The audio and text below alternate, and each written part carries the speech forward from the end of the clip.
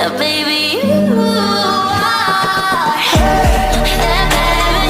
Beautiful, beautiful, beautiful, beautiful angel. Love your imperfections, every angel. Tomorrow comes and goes before you know.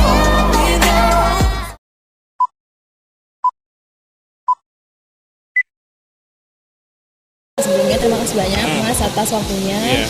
Seperti yang udah dijelasin Nesa tadi, kita akan melakukan audit pengadaan, kayak misal barangnya tuh kalau misal di Mr. Geprek itu seperti apa, kemudian mulai dari belinya, kemudian penyimpanannya seperti apa, gitu.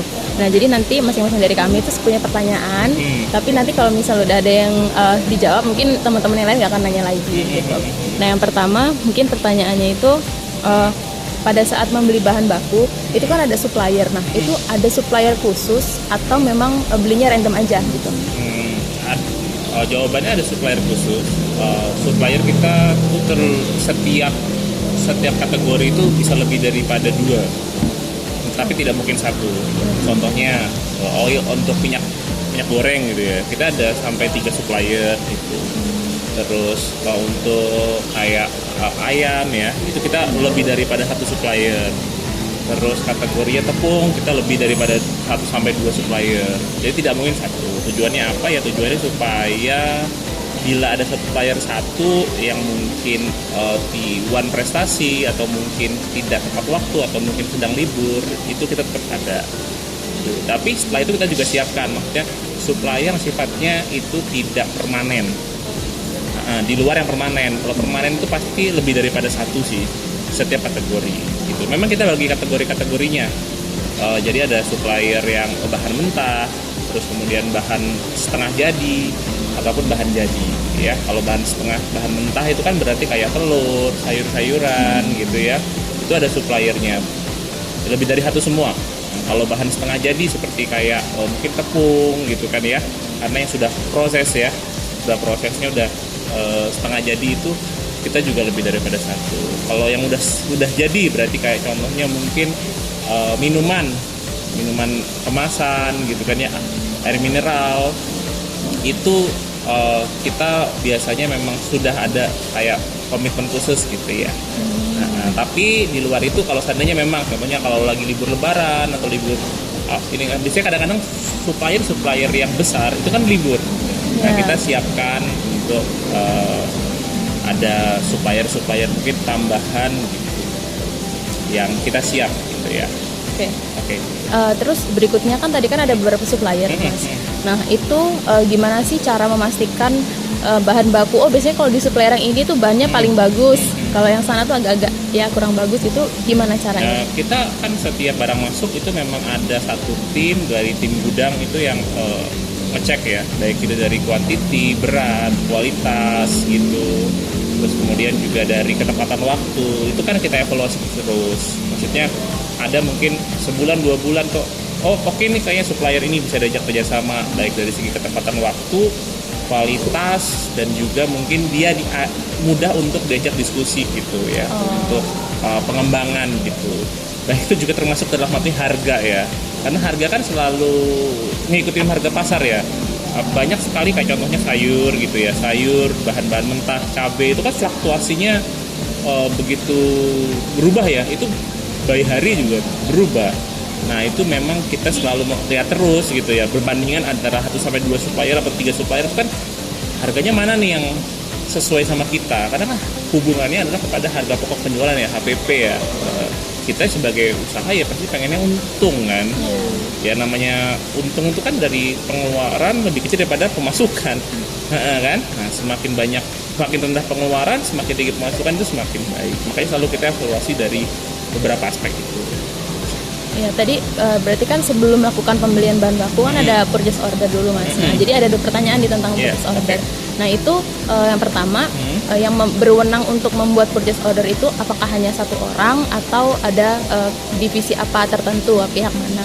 Terus yang kedua kalau misalnya ada purchase order itu kira-kira dokumennya apa aja Mas? Apa nerima terus nama supplier gitu-gitu apa aja? Sebenarnya kita itu tahapnya ya, mungkin kalau di F&B itu mungkin setiap company mungkin bisa berbeda-beda. Tapi kalau dari kita adalah, kita kan punya ada beberapa cabang ya. Nah, cabang itu ada pertama tim kitchen. Tim kitchen ada tempat yang punya gudang sendiri atau enggak. Tapi kalau untuk cabang yang besar kita punya gudang sendiri, gitu ya. Nah, dari gudang sendiri itu kan biasanya punya staffnya kan, ataupun yang tidak punya gudang berarti kan di level mungkin kepala cabang. Kepala cabang punya stok item harian, mana yang habis, mana yang perlu ditambah atau masih ada yang tersisa gitu kan ya. Nah, setiap hari dia akan kirim ke bagian yang namanya purchasing. Purchasing itu diawasi oleh bagian warehouse, gudang. Nah, mereka bekerja sama, tetapi manajemen, terutama saya juga handle operasional itu punya bisa lihat data itu. Contohnya ada cabang yang memang kurang ya. Barangnya sebenarnya kok dia sering order tapi ternyata barangnya nggak berputar itu ya. Itu kita ada audit lah ya, audit setiap berapa periode. Nah, tahapnya jadi ya dari tim kitchen atau operasional, kemudian masuk report ke bagian warehouse, terus kemudian ke bagian purchasing. Nah, dari purchasing ini dia langsung open PO ke supplier. Sebenarnya warehouse karena kitanya sebenarnya ada dua purchasing ya. Purchasing satu, purchasing yang memang dia bahan mentah sama bahan jadi. Kalau bahan jadi itu dia kerja di bawahnya finance, departemennya finance. Nah, dia akan order ke beberapa supplier gitu. Nah, terus kemudian setelah itu kan ada PO itu ada yang modelnya bayar langsung, ada yang model TOP, term of payment, berapa hari gitu ya. Nah, itu kerjasama dengan finance gitu sih. Nah, terus berarti pas beli itu ada otoritas dong Mas, kayak misalnya tanda tangan siapa. Nah, itu berarti tergantung di warehouse mana dia beli atau memang terpusat dari jadi centralized. Jadi kita one warehouse tuh baru ke cabang-cabang. Jadi di level cabang nggak ada pembelian. Oke, mungkin dari aku itu aja. Lainnya silakan.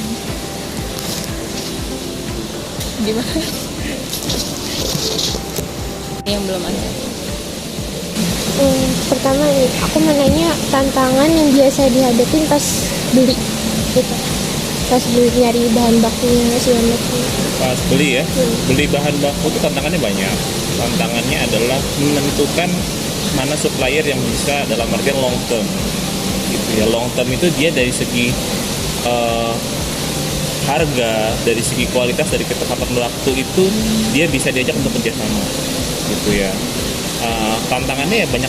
Kadang-kadang ada juga kita pernah punya supplier, ternyata suppliernya itu awal-awal bagus gitu ya, dari segi pengiriman, dari segi kayak potong ayam misalnya, potong ayamnya bener-bener ayamnya ya potongannya ya pas, paha ya pokoknya dipotongnya pas gitu ya. Ada juga ternyata ada supplier yang ternyata potongan ayamnya itu ya suka dadanya ada yang kiri kanan beda gitu ya. Nah, itu yang kadang-kadang tantangan bagi kita. Jadi ya terus habis itu adalah kejujuran. Kejujuran adalah contohnya dia ngirim barang seharusnya itu contohnya total ya itu 200 kilo gitu ya. Ternyata setelah kita timbang itu ternyata bukan 200 kilo, bisa lebih di bawah itu gitu ya. Nah, itu kan bagian dari kejujuran, bagian dari kesepakatan. Bahasanya mungkin akuntabilitas lah gitu ya. Terus tantangan yang berikutnya adalah mungkin dari segi kualitas ya, kualitas barang. Kualitas barang tuh maksudnya adalah kesegaran. Nah, memang kalau namanya supplier itu kan kitanya juga harus hubungannya baik sama dia. Nggak bisa kita kayak asal aja gitu kan. Jadi dia harus dibina. Maksudnya kita harus ngomong kalau ini terong contohnya ya. Ternyata terongnya ini untuk ukurannya nggak standar kita gitu. Terong kan beda-beda kan, ada ukuran yang ini. Kalau kecil dipotong jadi untuk terong crispy juga aneh gitu kan, dan terlalu besar. Nah, itu kayak begitu tuh harus sering kita bina. Itu jadi tantangannya.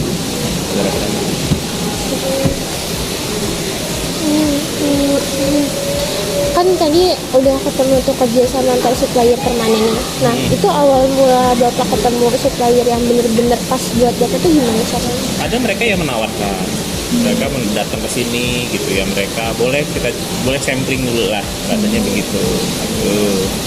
Ada juga yang memang kita mencari ya di internet, cari juga dari teman-teman yang di F&B juga gitu ya, di industri kuliner, ada nggak punya kenalan supplier gitu. Terus juga mungkin kolega atau mungkin saudara gitu kan yang kita percayai bahwa dia ini kita didik untuk jadi custom supplier tuh ada juga gitu. Jadi pendekatannya macam-macam, tapi paling banyak adalah mereka memang sudah datang sendiri ke kita. Mereka kasih kita sampling, terus kemudian kita juga kita lihat ya, mereka bisa diajak untuk berkembang itu. Biasanya kita jadiin long term. Ada perjanjiannya tertulis bahwa kita kan juga harus kunci harga ya bahasanya ya.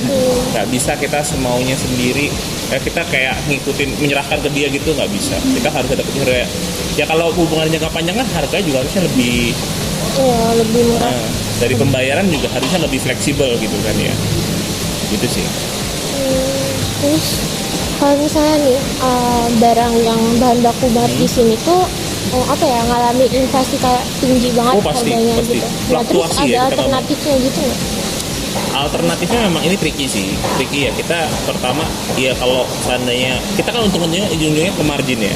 Ke margin tuh maksudnya kita margin di makanan itu kan kita punya aturan sendiri lah, untuk minuman berapa, untuk makanan berapa, untuk makanan utama yang paling sering dipesan itu marginnya harus berapa.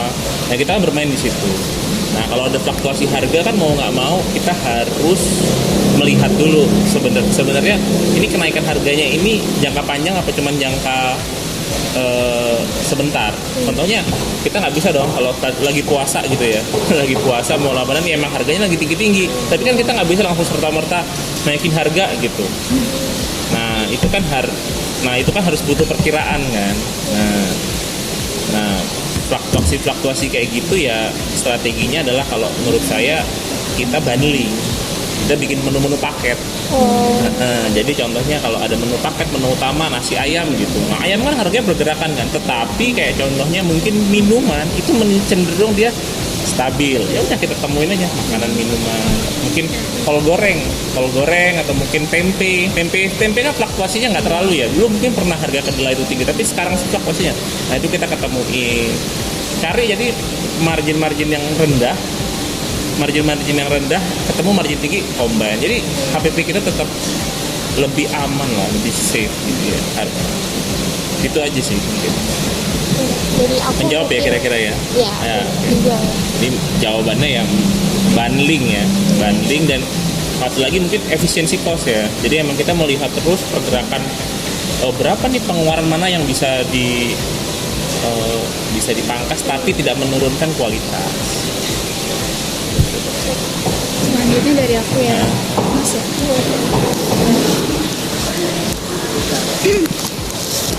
Kan ada siklus pengadaan kan pasti kita permintaan dulu ke supplier. Nah itu tuh sampai barang kesini dari proses permintaan sampai kesini tuh biasanya memakan waktu berapa lama? Tergantung supplier, tergantung jarak jauh, tergantung jenis suppliernya. Jadi kalau biasanya memang kita pakai siklus itu ada yang 1x1, ada yang 1x2. Ada 1x1 itu seminggu sekali, setiap minggu dia kirim.